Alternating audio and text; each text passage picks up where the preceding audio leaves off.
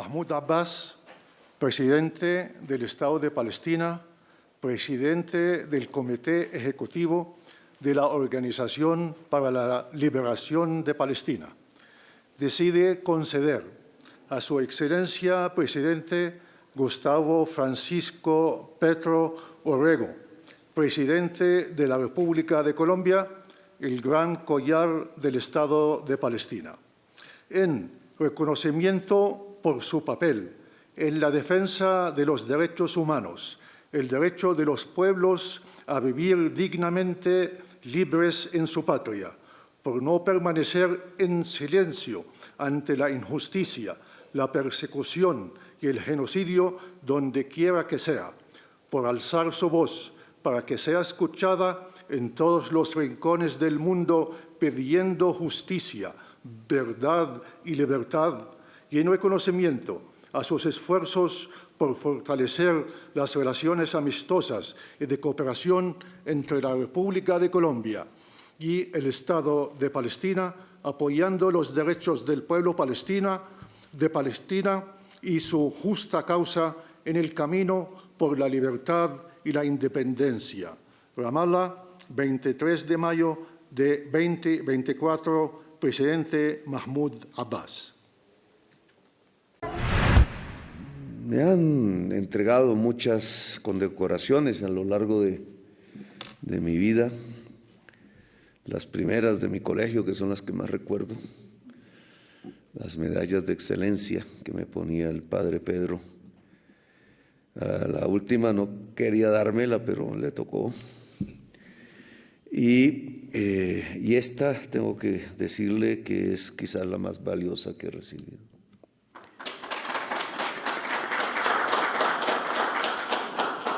Por lo que significa, indudablemente, en la historia del mundo, en la historia de las resistencias, y ahora en estos días aciagos que estamos viviendo, que marcan un antes y un después de la historia de la humanidad. No es cualquier acontecimiento lo que estamos presenciando, son las nuevas señales de un mundo terrible, pero que también tiene que llenarse de esperanza. No es un mundo como soñaba Fukuyama, sin contradicciones, pacífico totalmente. Es un mundo profundamente tensionado por la política, quizás más que en el siglo XX, que vivió 2 guerras mundiales, que vivió la Revolución Socialista durante casi todo el siglo, la lucha entre 2 sistemas diferentes de entender el mundo, de entender la economía, de entender la sociedad, que pudo haber llevado a una tercera conflagración, indudablemente.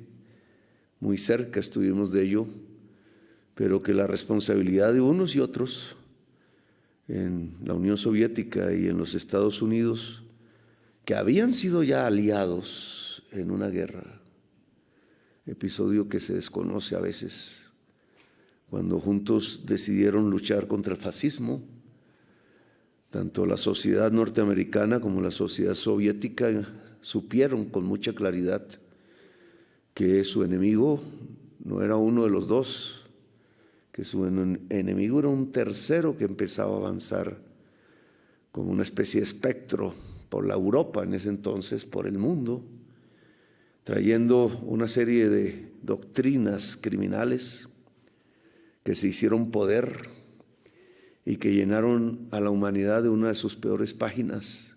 50 millones de muertos costó salir de esa situación.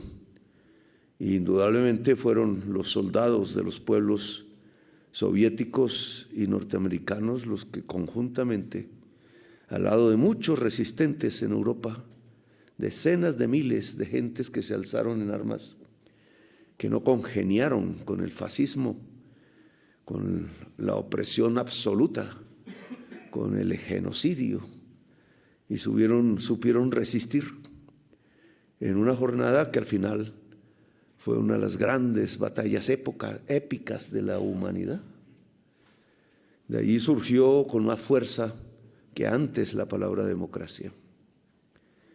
Y surgió de esos dos conglomerados que se disputaban el poder mundial la tesis de una sociedad de naciones que se convirtió en la Organización de Naciones Unidas, y con ella la construcción de algo que hemos venido llamando el derecho internacional.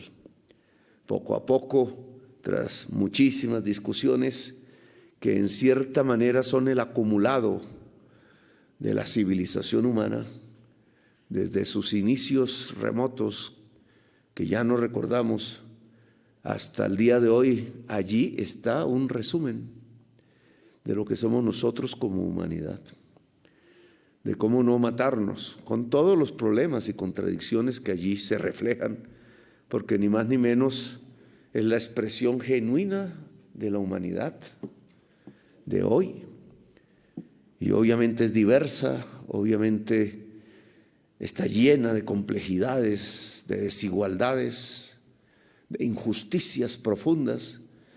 Aún el ser humano mata al otro ser humano. Mientras eso exista, no podremos abarcar de verdad la construcción de una civilización que se llame humana.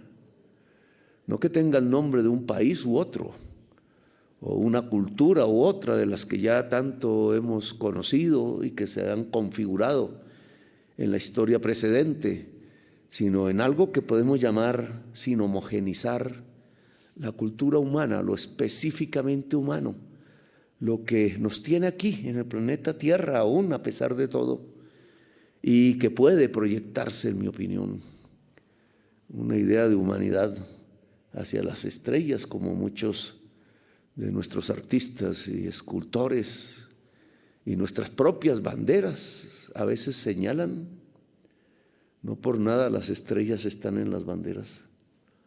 Algo tiene que ver con los mensajes subliminales en los sueños de los seres humanos. Ese mundo nacido después de derrotar el fascismo está pereciendo. Estamos viviendo sus estertores. Es una época de muerte la que estamos viviendo.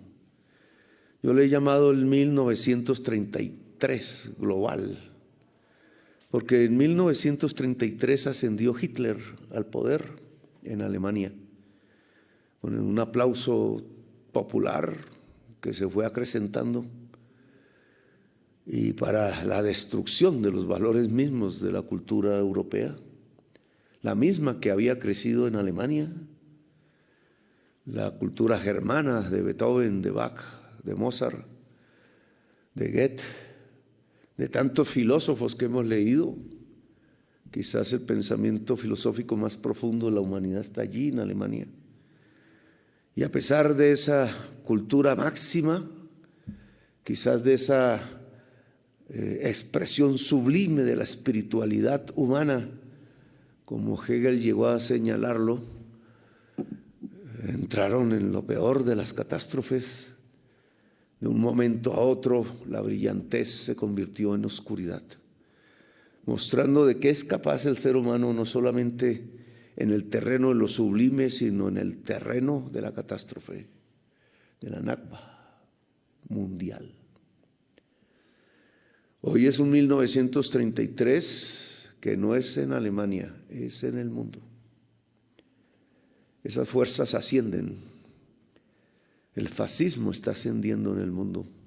Y hay que llamarlo como es. Son los nazis que vuelven al poder, que se vienen a vengar, que quieren hacer de la humanidad un robot esclavizado, sin libertad, bajo la opresión del más fuerte. La ley internacional del derecho está pasando a la fuerza bruta. La geopolítica no es más sino quién tiene más aviones y más dinero en los fondos de capital. Punto. No quién representa más a la humanidad y a los intereses generales de la vida. Estamos al borde, indudablemente, de una Nakba mundial. Yo reaccioné ante la situación de Palestina, en primer lugar, porque desde muy jóvenes, casi niños, sabíamos del tema.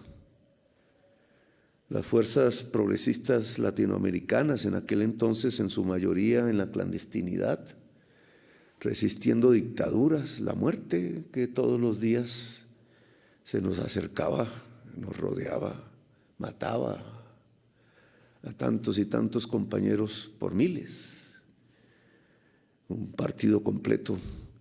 En toda América Latina, las fuerzas que nos levantamos en armas siempre tuvimos nuestro corazón al lado de Palestina.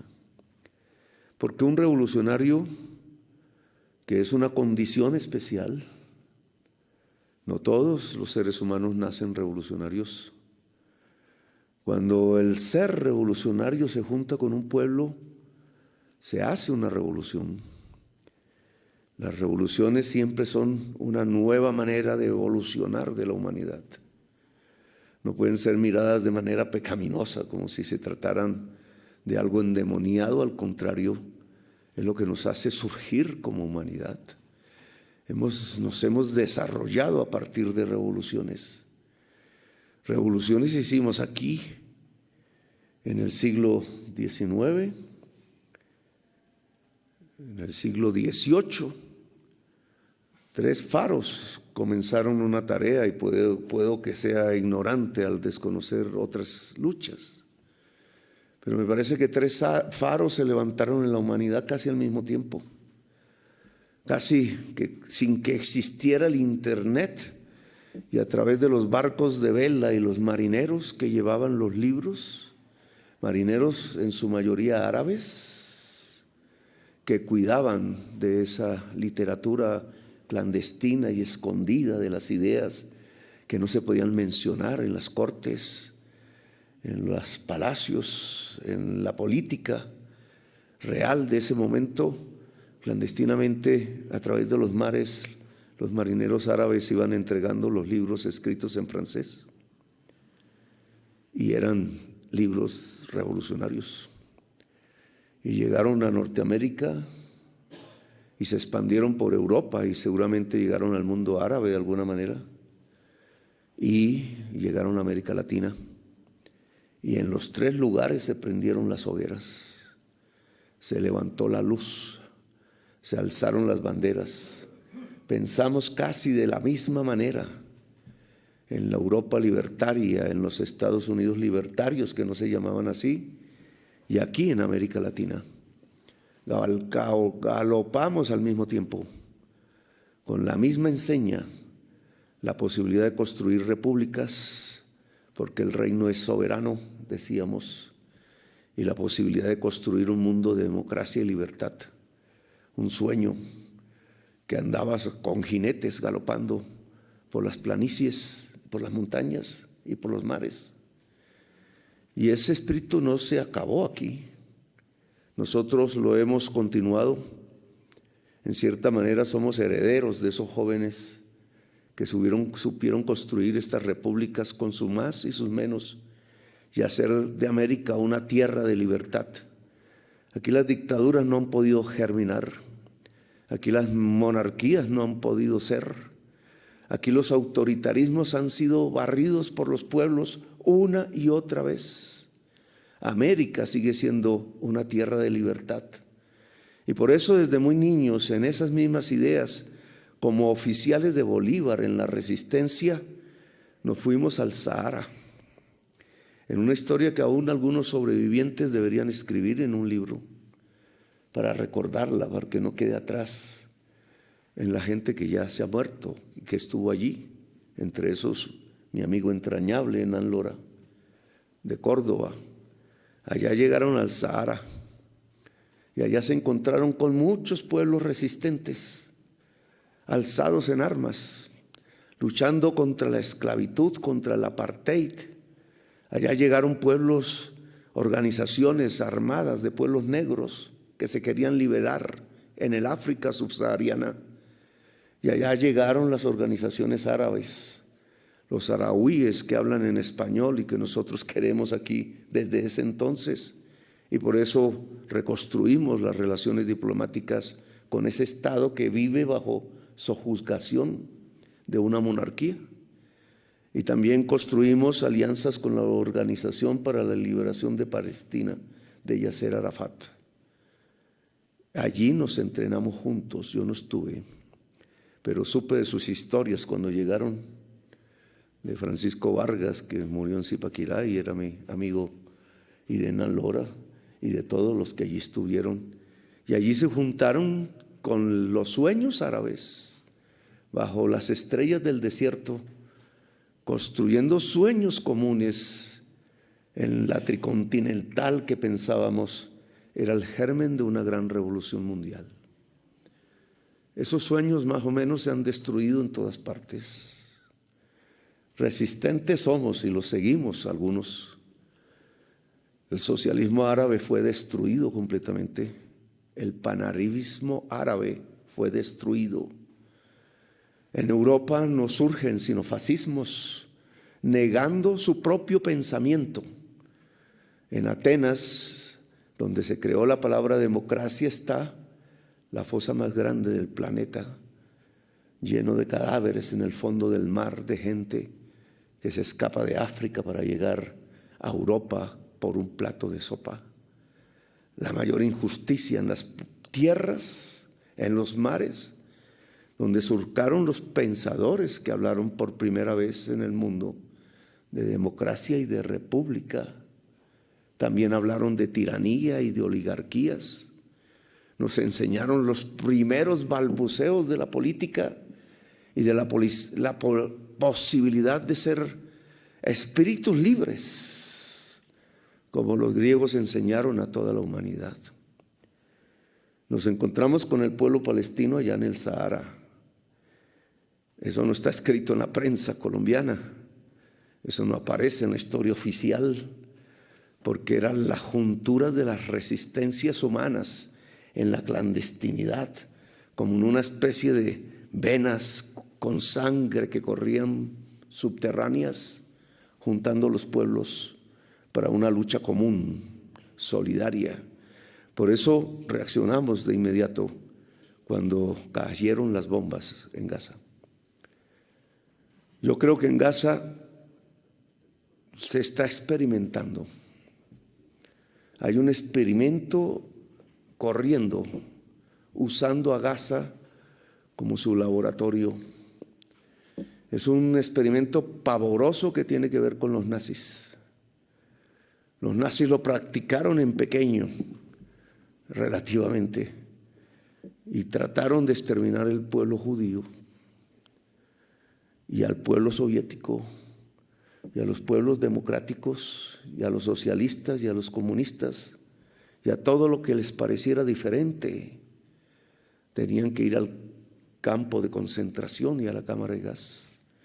Europa murió ahí en esos campos. Y eso que planteó Hitler es lo que se está aplicando en Gaza, pero como un experimento para el mundo. Es que es así como nos quieren dominar.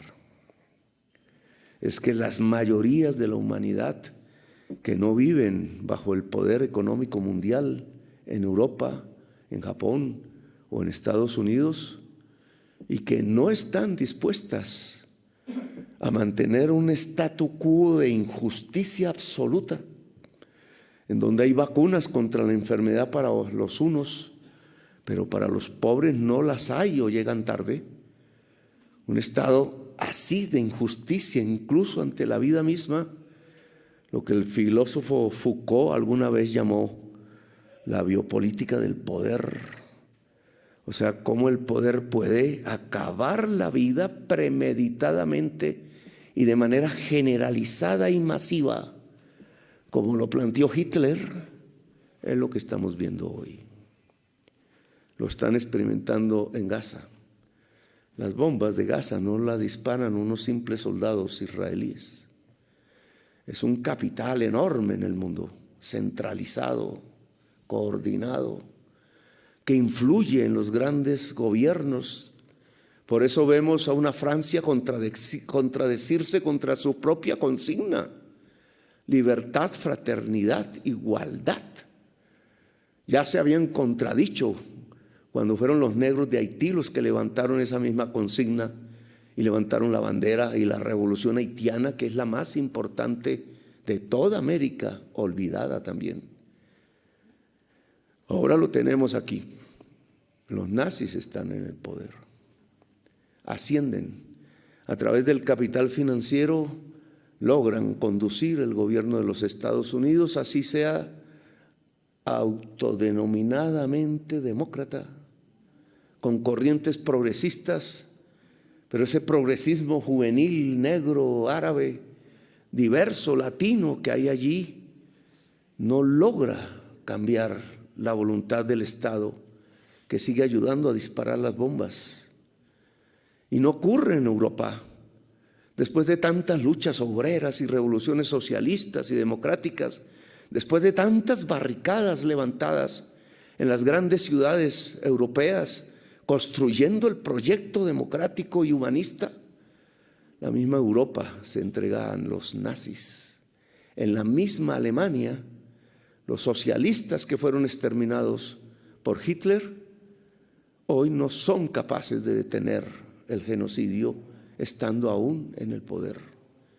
Los grandes poderes mundiales están subordinados a un enorme capital financiero cuya liquidez se basa en la economía fósil que se tiene que acabar en el mundo.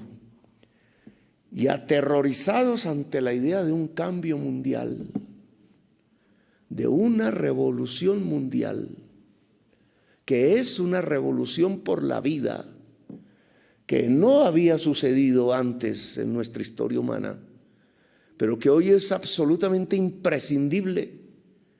No tenemos escapatoria, porque el otro camino es la muerte de la especie, de nuestros hijos todos y nuestros nietos, porque en una economía fósil lo que muere es todo, es el homicidio, comenzando por la especie humana.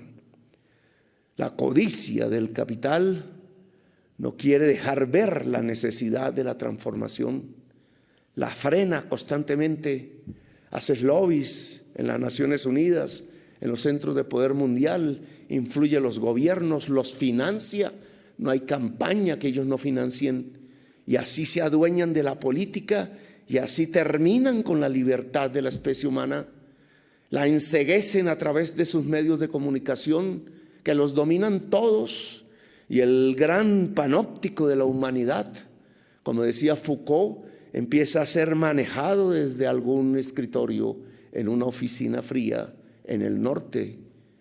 Ya lo había escrito Orson Welles y es la realidad de hoy. Es lo que estamos viviendo.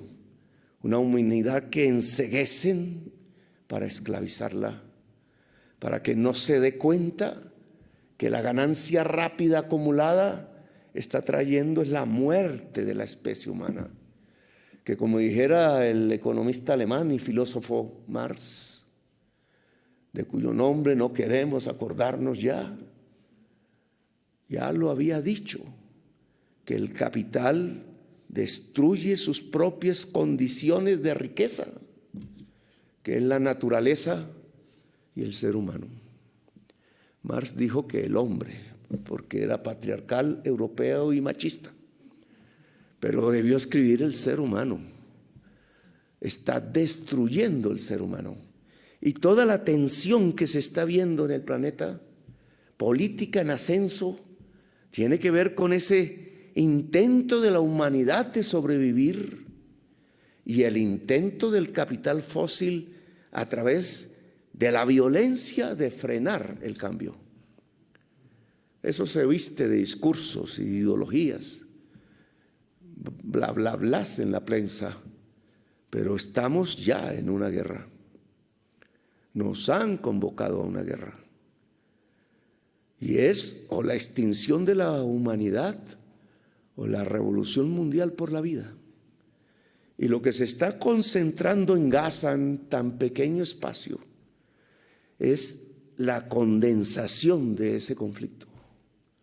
Lo que dispara no es Israel, es un medio.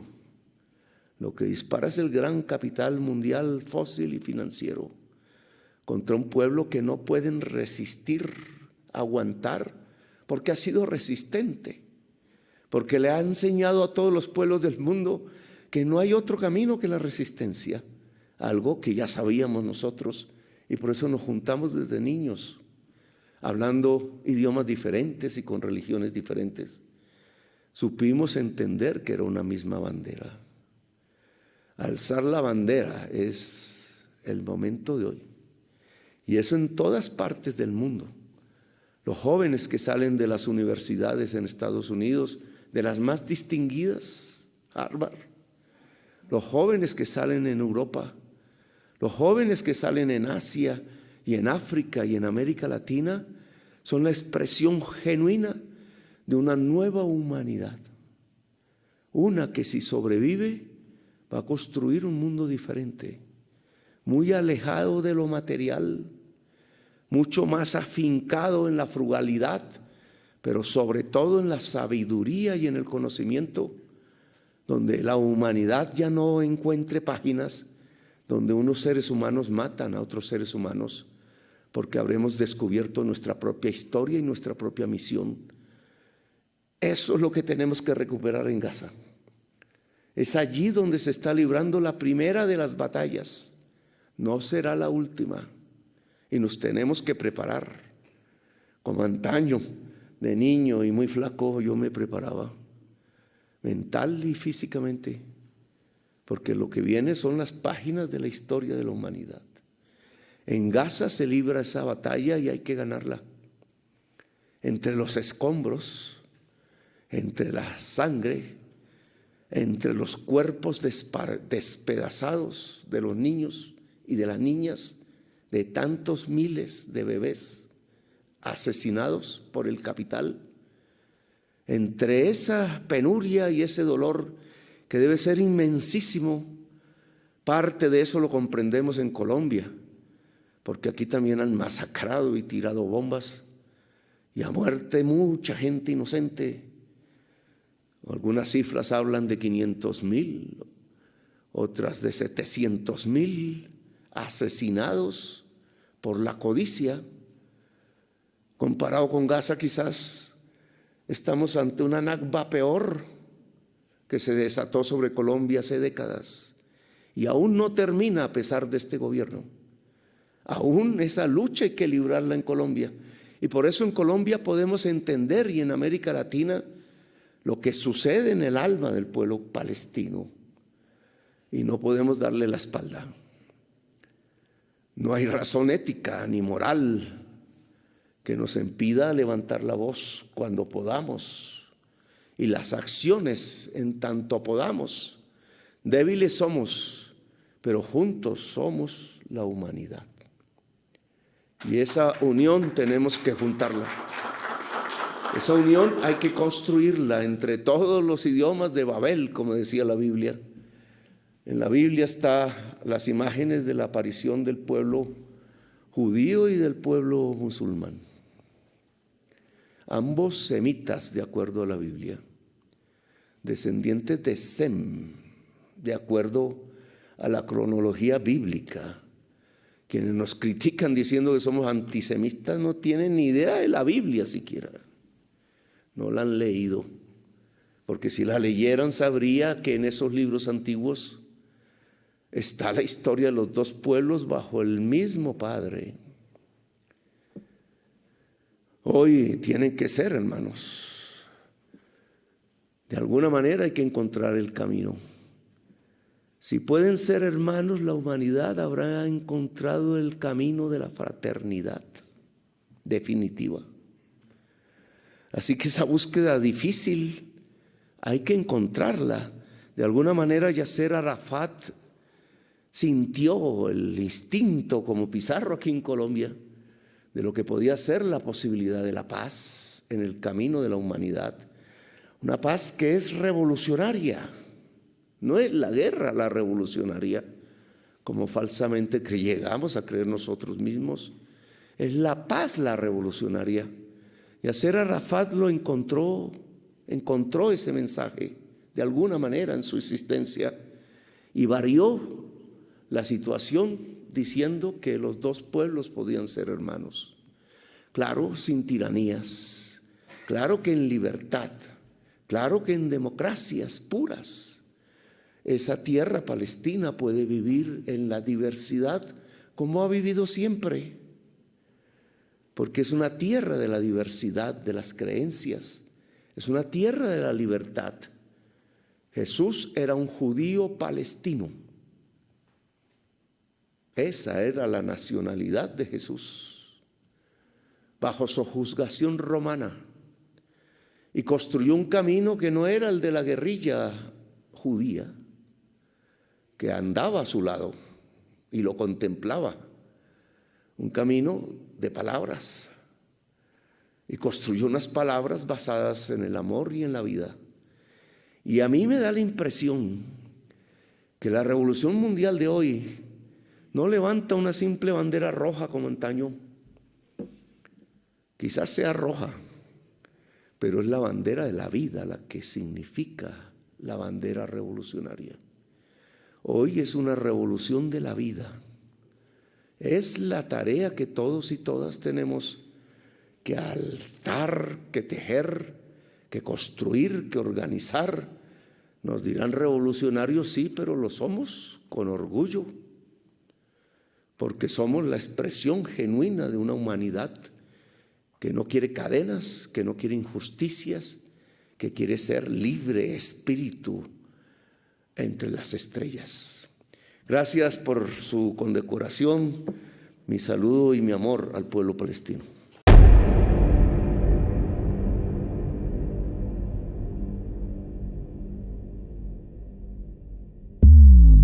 Hola, ¿te gustaría invitarnos a tomar un café? Una forma sencilla, pero significativa de mostrar tu apoyo y ayudarnos a continuar creando contenido es a través de una pequeña donación. Puedes hacerlo a través de Nequi. 322-935-0646. Recuerda, no importa la cantidad. Cada café cuenta y es profundamente apreciado. Gracias. Gracias.